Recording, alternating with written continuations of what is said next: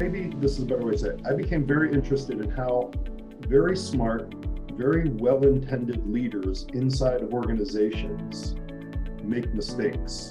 Why does that happen? I'm smart, I'm well-intended, I know my business, I know my industry, but we keep making mistakes. We keep not getting it right. And I became agitated in a positive way around what makes leaders ineffective. And so I started looking at it. Hey, everybody, and welcome back to Leaders Talk. It's exciting to have you all here again today. And this week, I am joined by Michael Brainard. Michael is the author of How to Become an Effective Leader, and that's 8 disciplines to accelerate your executive leadership. Michael, welcome. Thank you very wonderful much. to have you here. Thank you. Happy New Year. Happy New Year to you as well. Hopefully you had a great one. So tell us a little bit about yourself, Michael, about what you do and about what kind of brought you here. Well, thanks for asking. I've been studying organizational behavior broadly since graduate school.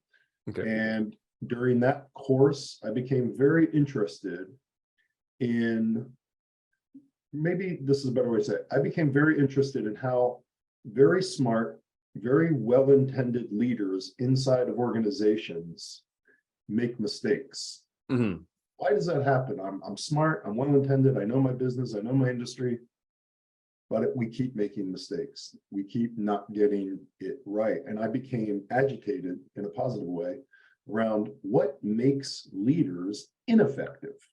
And so I started looking at it backwards and started identifying traits, and I became infinitely curious of some of the patterns and themes that I was discovering. And I just became interested in the human behavior dynamic of leadership. And it's led me to the point that I took some time, significant amount of time, to put some of these thoughts down into a book. Thanks for asking. And tell me a little bit about that process. I know a lot of our listeners are in that process somewhere, whether it be that they're writing a book with us right now or they are thinking about it. So, you know, when that clicks in your mind that you're going to do it to the point where you know you are, what does that feel like, and what are your steps that you take when you hit that moment? So I was a bit slow. I always have prided myself on being a practitioner first and a bit of a researcher second. Although I have my PhD, during my career, I have been in the Marriott conference room, so to speak, thousands of times. I use the Marriott conference room as an emblem for working with management teams of all different types, of all different companies. And you gain perspective and you gain insights by being a practitioner, because things work and things don't work as you're trying to facilitate development and growth in humans and leaders and in teams. I felt like I had collected enough insights over the past 20, 25 years. And I had some of our clients appreciate those insights, like, gosh, you gotta get this out there. You gotta, frankly, write a book.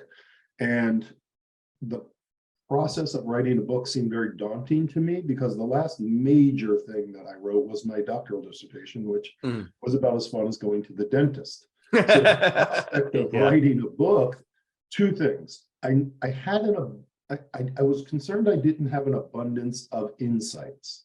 I had insights, but I wasn't sure how to pull them together. I wasn't sure if it told a story. I wasn't sure if it would represent me well.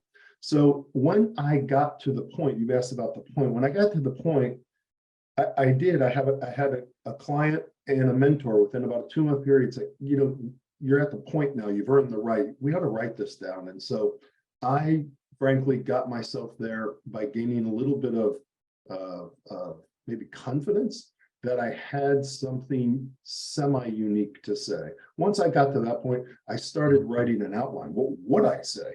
And once I got that outline out of my head, I hit the downhill straight. I was able to then be confident enough to put my thoughts down on paper.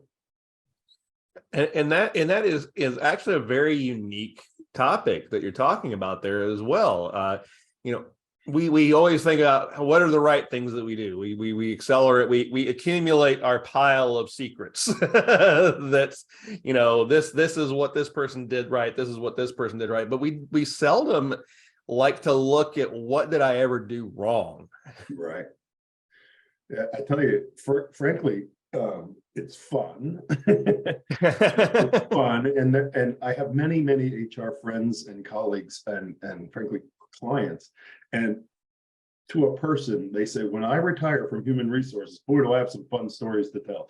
And if you have a little bit of objectivity, a little bit of distance, it's fun to look at the downside or the mistakes or what didn't go well. A lot of people avoid that, right? Because you want to have esteem and you want to feel good about who you are. I find the ability to laugh at myself and laugh at situations. No one's perfect, so why even try? So I like looking at, and the second and more serious part of looking at mistakes or looking at imperfection as a point of study is a little more scientific. Is it's a divergent view, right? Our whole education system, our brain is wired toward convergence. How does a child learn an apple? Show us an apple. That's red. That's an apple. It's got a green leaf on the top. Show me things like that. Now I can learn an orange and a banana. That's convergence. That's how most of us operate. I like to learn and I like to coach and develop and train other people by looking at the upside down view or looking at the inside out view. Let's talk about, Andrew, what failure could look like. Let's deconstruct how we would get there as a part of building a convergent plan. I find it gets us a much more holistic view of what we're studying or what we're looking at. So how do you become an authority in that field? That is an interesting thing to study. And that's one of the next steps that everyone thinks about when they're writing a book is, well, now I've got an idea. How do I become an authority? So what was your path to authority with this? I'm not sure I have that, Andrew. I'm not. Okay. I'm still not sure I am an authority. I think I'm working in that direction, but I'm learning every day. When I think I know something or have seen this before, I have a hard stop. I will say this. As a child, I had a natural tendency to lead. Through athletics, I had an opportunity. Through academics, I had opportunities. Early in my career, I had early opportunities to manage and lead, and I made tons of mistakes. And not only as an industrial organizational psychologist do I study leadership effectiveness, I was also using myself as a petri dish, right? I was a leader in consulting firms. And so through hard knocks or learning, whatever metaphor you like, through my study, and then finally through my practice, as I mentioned, just being in the room, solving business challenges and leadership challenges with clients for 25 years, I feel like I have earned the right. I don't know to be an authority, but I do have perspective and I do have an angle and I do have some insights around leadership effectiveness. So I guess in that way, I've come through it three ways: my own self-study, my education, and my practice with clients.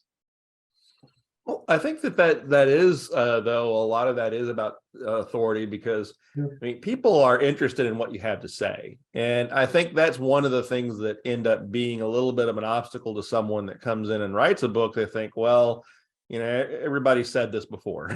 It's all out there. There's nothing original since Gilgamesh, and Gilgamesh was probably had something it stole from too.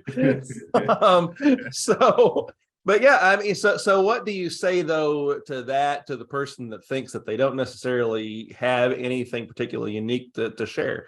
But I think you're a good example that they would, and they do. Well, I think, frankly, it is something that I think many authors would struggle with. I struggled with it. I wrote a book on leadership. Think about it. Every year you walk by, there's 10, 20 different books on leadership, right?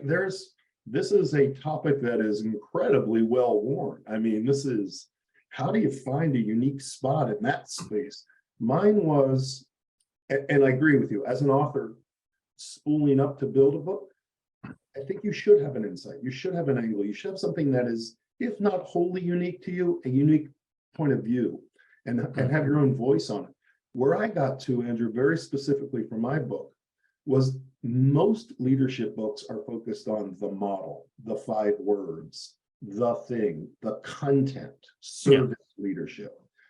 What I have found unique is that leadership development, the way people develop, isn't about show me the model. It's about the process of building oneself up. So the process of relearning, unlearning, the process of struggling, the process of developing as a human being, as a leader, is as or more important as the content. In other words, what am I building toward? I want to be a servant leader. How can you be a servant leader if you believe you're the smartest person in the room? So the process of becoming a servant leader, of course, everybody understands the model, but the process is to really tear down your own ego and drive toward true, genuine humility. Okay, that's development. So my unique point of view, where I really got over the mound, so to speak, in writing the book, is I didn't see a whole lot out there talking about the process of development. I felt like my book could help the world of literature and the world of leadership development by coming at it with that additional perspective. Well, I love it because you're framing it as process being stories. I mean, you're talking about yourself and how, you're the petri dish. You learned all of this. So it almost sounds like you were writing the book before you ever sat down and put pen to paper. Many of the chapters and sentences I plagiarized from previous work that I did. Papers I've written. You're right. The content of the book, I collated all together from 20 years of doing this, but the process of telling the story, finding that unique angle, finding places where I think I could offer insights to my colleagues and people who read the book, that's where I got over the hump, once I found those insights and that angle. And what made you decide to choose the hybrid publishing path? Because that's another question that I know is in a lot of the minds of our listeners right now. What path do they choose?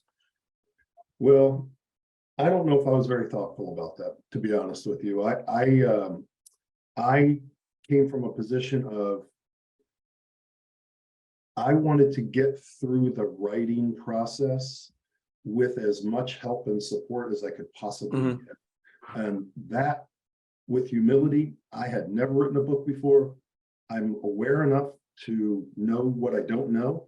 And so taking the approach I took was one of seeking assistance and seeking coaching and seeking expertise that I didn't have.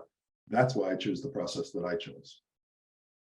And that's another question that people have when they're beginning writing in the hybrid publishing process. It's like they wonder how much of their voice are they able to retain. Do you feel that when you did this that you were able to retain your voice? Do you feel like you found other things that you wouldn't have found otherwise? How did that feel to you when you were working with that? Yeah, to be very candid with you, that was the benefit of the hybrid model. My voice still comes through that book. It may not be a great book, but it's mine. There's not an editor that sat on top of me and challenged and changed the content of the book. The expertise that I got was how to, when to, accountability, project planning. Frankly, I don't know the book business, so I'm learning some of that stuff, not all of it. But the idea that my voice stayed true through the process, for better or for worse, is true. Excellent. Well, and now that you have it, what is the future of how to become an effective leader? So I'd like the book to be read by everyone who aspires to be a leader in an organization. I think a small goal. It should be required reading for any executive in any company. No, I'm kidding. Of course, I'm kidding. I hope that the book becomes a series. I hope that this idea of discipline, when all of our needs are met, practice, when all of our needs are met, is the only way to full potential or full effectiveness. There are 6 or 4 or 8 disciplines to building a great team, period. The books have been written. We know them. Now, when I look at the literature, it's all over the place. When I look at the popular literature, even the academic literature, it's all over the place. When I can collate and bring down to 6 or 5 ideas, these are core to build an effective team. I have a voice in that. This is what I do for a living. It seems obvious, but let's go back to our opening comment. why do smart, well-intended leaders make mistakes? How does that Mhm. happen? I talked to a client just yesterday. We don't have collective team goals. Everyone has their own individual goals. Well, that is an impediment to full team performance. How is no one not seeing that? I know it. I practiced it for 25 years. I can tell you what's broken there. So Mhm. to your point, Andrew, what it becomes is I'll never stop learning. And there's so many parts of organizational behavior that I've practiced in. Leadership is core to me because Right. to me, I see a one-to-one relationship, leadership effectiveness to human beings' experience in the workplace. And it's not always positive. How can we help that? Number two, there's some number of disciplines and insights to building teams, as I mentioned. There's some number of disciplines to enact and drive change in organizations. There's some number of disciplines to drive customer and employee engagement. So the idea that there's some disciplines that we can package and offer insights to people in a way that I may have heard before, but it's hit me a little different. That's where I think the book lives. I think the book lives to be the first in a series of unlocking some of these disciplines that both negatively impact corporate performance and can perhaps positively impact corporate performance. So, what advice do you have to those that are listening right now that might be thinking to themselves, how do I recognize when there's something in my company that is leading to negative performance? How am I able to see when we have an obstacle that we need to overcome? Well, first of all, you got to get other human beings involved, right? Your perception, Andrew, your perception of me right now is clouded by your Andrewness. Exactly. You don't see the world as it is. You see the world as you want and need to see it. Does that make sense? Yes. These cognitive biases that operate to give us the world in a way that we need and want to see. Okay.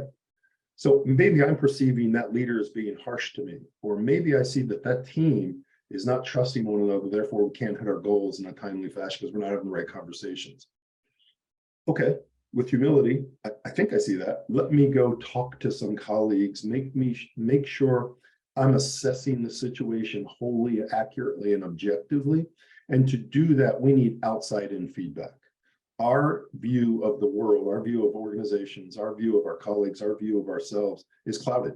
And the path to greater insight, the path to greater clarity is by allowing other people to peer review, critically evaluate your view of the world, asking questions, seeking feedback, looking at things from a data-driven perspective. These are things we do to challenge our own view of where things are working and not working. I may have a view, for example, Andrew, that I've been very harsh in that last interaction. Tomorrow I'll follow up with my employee and say, gosh, I felt like I was being abrupt. No, you weren't at all. I think that was the right kind of conversation on the right time. Okay, so sometimes you do it to come back into balance in a positive and or critical way. Yeah, and that's exactly what I was hoping we would get to, because I think one of the things that we see so much in corporate culture when it begins to have problems, it's really people that are just ignoring the problems that get tied into their own tunnel vision, and they don't go outside of it, and they don't ever try to change anything, and in fact they just get themselves in the quicksand. Yeah, chapter 1 of my book, the number one driver of leadership ineffectiveness is a lack of intention to lead. You said the word ignorance. I'm not aware that I need to have a positive impact on other people. I'm the VP of engineering and technology. I'm trying to get these projects done. These people are transactional. Let's get the project done. When you get to a certain point in your career as a leader, Andrew, it's people over process. It's talent over task. Young leaders sometimes aren't aware that the first part of their business card does not say their functional position. The first part of the business card says the level of leadership the organization expects out of you. Vice President, Information Technology. Manager, Accounts Receivable. This is the level of expected leadership we assert, and sometimes we're a little bit late. Why? Because our ego and our steam is served by being subject matter experts. No one said you're a subject matter expert in leadership. You're a subject matter expert in finance. Oh, because you're a subject matter expert in finance, now you get to lead 13 people or 300 people. I'm not a subject matter expert in leadership, so I'm going to go back to being transactional. So this is that thing, that intentionality is so important when you're assessing other human beings, yourself, and your organization. Awesome. All right. Well, Michael, I think this has been a great conversation. We had a lot of information that our audience has to chew on. Any last thoughts for our listeners? I would give you one last thought, that writing a book can look like a tall mountain. It can be daunting. It can be intimidating, whatever attribute you like. Like anything that's difficult in life, breaking it down into small, manageable parts, finding experts who can help you along the journey and hold you accountable. Those two things, right? Of course, you got to have your own voice and your own ideas, but things that are daunting, if we can break them down into smaller parts, if we can find a shepherd, a facilitator, a coach, a series of that have been there, done that, that can help you, is doable. Both of those things are doable. So how do you start any journey? You take a step. How do you find out if you're imperfect? You keep trying. So I would just encourage people that think they have an insight or a unique idea, break your idea, break the process of putting a book together into small parts, and go find someone who can help you, like your organization or others. Wonderful. And how can our listeners find you? Well, thanks for asking. I am on the internet, as everyone is, at brainardstrategy.com. Our company's website is brainardstrategy.com. We have a bunch of content that we push out for free on YouTube. We have our Brainard Strategy channel on YouTube. And of course, in LinkedIn, you can just look up Michael Brainard. Wonderful. And ladies and gentlemen, all those links should be down below, as well as a link to how to become an effective leader. And you should all check that out. Michael, it was a pleasure having you. Hopefully we'll have you again in the future if you have some time. We would look forward to it. Thank you, Andrew. Have a wonderful day, and thank you very much for having me. All right, take care.